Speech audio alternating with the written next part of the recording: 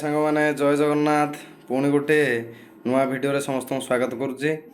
ଆଜି ଆମେ କଥା ହେବା, ଆଗକୁ ଆସୁଛି ଆମର ତ ହେଇଗଲାଣି ଆମର +2 ପରୀକ୍ଷା।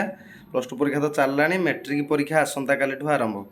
କେମିତି ଆପଣ ଅତି ସହଜରେ ଭଲ ମାର୍କ ରଖିପାରିବେ। ଆମର ତ ମେଟ୍ରିକ୍ରେ objective 50 mark, subjective 50 mark. Objective ଯାହା ଯେମିତି ଲେଖିବେ, କିନ୍ତୁ ବହୁତ ପିଲା କ'ଣ କରନ୍ତି, ସବଜେକ୍ଟିଭ୍ ଯେଉଁ କୋଶ୍ଚିନ୍ ନ ଆସିଲା ତାକୁ ଛାଡ଼ିଦେବେ। ଆଉ ମେନ୍ କଥା ହେଉଛି ପାସ୍ ମାର୍କ କ'ଣ କେମିତି ଭଲ ରହିବ, କ'ଣ କଲେ ମାନେ ଭଲ ରହିବ। ଯେଉଁ ପିଲାମାନଙ୍କୁ ଆସୁନାହିଁ କୌଣସି ଯେଉଁ ପ୍ରଶ୍ନ, ତାକୁ ଶେଷକୁ ରଖନ୍ତୁ।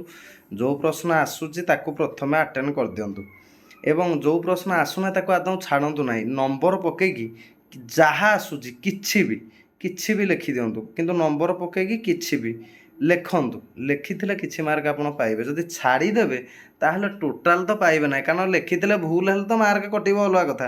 କାରଣ କେଉଁ ସାର୍ଙ୍କ ହାବୁଡ଼ରେ ପଡ଼ିଥିଲେ ବି ଯଦି ସେଇଟା ଏମିତି ଉପର ଆଡ଼ୁ ଯଦି ସେମାନେ ଖାତା ଦେଖିଲା ବେଳକୁ ତଳ ଆଡ଼କୁ ବେଳେବେଳେ ଯଦି ଲେଖା ହେଇଥିବ, ସେମାନେ ପୁରା ନ ପଢ଼ିକି ବି ବେଳେବେଳେ ବି ମାର୍କ ଦେଇ ପାରନ୍ତି। କିନ୍ତୁ ଯଦି ଛାଡ଼ି ଦେଇଥିବେ ତାହେଲେ ଆଦୌ ମାର୍କ ପାଇବେ ନାହିଁ। ଏବଂ ଅକ୍ଷର ହେଉଛି ପ୍ରଥମେ ଗୋଲ୍। ଅକ୍ଷର ଯଦି ଗୋଲ୍ ଥିବ ତାହେଲେ ଲେଖା ବି ତା ଭିତରେ କିଛି ଜାଗାରେ ବି ଭୁଲ ଥିଲେ ବି ଆପଣଙ୍କର ଆପେ ବି ଆପଣ ମାର୍କ ପାଇଯିବେ। କିନ୍ତୁ ଅକ୍ଷର ଗୋଲ୍ କରିବେ, କୌଣସି ଗୋଟିଏ ବି କୋଶ୍ଚିନ୍ ଛାଡ଼ିବେ ନାହିଁ। ପ୍ରତ୍ୟେକ କୋଶ୍ଚିନ୍କୁ ନମ୍ବର ଦେଇକି ଲେଖିବେ, ଯାହା ଆସୁଛି ଲେଖିବେ, କିଛି ଅସୁବିଧା ନାହିଁ। ଆରାମସେ ଜଣେ ପିଲା ଯେଉଁଟା ବି ନ ଆସୁଛି, ଯେଉଁଟା ଭୁଲ ବି ଲେଖିଥିବ, ଭାବିଥିବ ମୁଁ କିଛି ମାର୍କ ପାଇବିନି, ସେଠାରେ ବେଳ ପଡ଼ିଲେ 50%ରୁ ଅଧିକା ମାର୍କ ବି ପାଇପାରିବେ। କିନ୍ତୁ କୋଶ୍ଚିନ୍ ଯଦି ଛାଡ଼ିଦେବେ ଆପଣଙ୍କୁ କିଛି ମିଳିବ ନାହିଁ।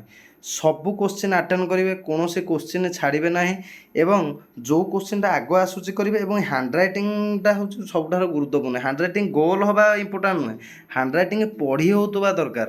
ହ୍ୟାଣ୍ଡରାଇଟିଂଟା ଯଦି ପଢ଼ି ନ ହେଉଥିବ କିଛି ଲାଭ ନାହିଁ। ହ୍ୟାଣ୍ଡରାଇଟିଂଟା ଯଦି ଗୋଲ୍, ଯେତେ ସୁନ୍ଦରଟା ମାନେ ଆଖିକୁ ସୁନ୍ଦର ନ ଦେଖାଉ, କିନ୍ତୁ ଜଣେ ପଢ଼ିପାରୁଥିବା ଭଳିଆ ହେଇଥିବ ଏବଂ ପ୍ରତ୍ୟେକ ନମ୍ବର ଆଟେଣ୍ଡ କରିଥିବ, ସେ ପିଲା ନିଶ୍ଚିନ୍ତ ଯେତିକି ଆଶା ନ କରିଥିବ ତାଠାରୁ ଅଧିକା ମାର୍କ ପାଇବ। କୌଣସି ଜଣେ ପରୀକ୍ଷକ ଚାହେଁନି ଯେ ଜଣେ ପିଲାଙ୍କୁ ମାନେ ଫେଲ୍ କରିବା ପାଇଁ, କିନ୍ତୁ ପିଲା କ'ଣ କରନ୍ତି, ଆଦୌ ଟୋଟାଲ୍ ପରୀକ୍ଷା ଲେଖିବେନି, ଛାଡ଼ି ଦେଇକିନା ଆସିବେ। ଆଉ କ'ଣ ସାର୍ ମାନେ ତାଙ୍କ ଖାତାରେ ଲେଖିଦେବେ?